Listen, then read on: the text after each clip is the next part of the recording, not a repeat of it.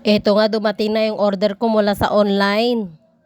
Yung air fryer na usong-uso ngayon. At dahil nabudol ako yung napa-order. Kaya naman ayan, kagabi ay nag-marinate na ako ng manok. At susubukan ko nga ang magaling na seller na nakabudol sa akin na nagsasabing maganda, matibay at marami kang pwedeng gawin sa air fryer na ito. Isinet ko nga ito sa 45 minutes at tinilagay ko na ang marinated na manok. Tapos ay wala ka ng ibang gagawin kundi antayin itong maluto. Pero syempre kailangan mo rin balik ta rin ito. At yan, after 45 minutes, ito ang kinalabasan. Bagay na bagay ito sa mga nanay na mga tamad magluto. Kaya ikaw na pang inaantay mo, subukan mo na rin ang air fryer na ito. Napakaganda at napakatibay. At nakita nyo naman ang kinalabasan, malambot, crispy at malinamnam. Gustong gusto ng anak ko, kinulang pang isa. Ano pang hinihintay nyo? Kung gusto nyo ganitong air fryer, click my basket below, yung yellow basket dyan. Ay sorry, wala pala akong basket dyan. Siya nga pala, pagtyagaan nyo na lang ang boses ko, wag na tayong gumamit ng music. Copyrighted din lang naman. Paalala lang nga po pala sa kapatid kong mahilig mag-chat dyan na pahingi ng ulam. Hindi po namin ito ulam ngayon. Ito po ay nung nakaraang buwan pa. Inaamag na kasi sa gallery ko ito. Kaya naman ginamit ko na para naman may content ako. At ayan, partneran mo lang ng ketchup, ito ay ayos na.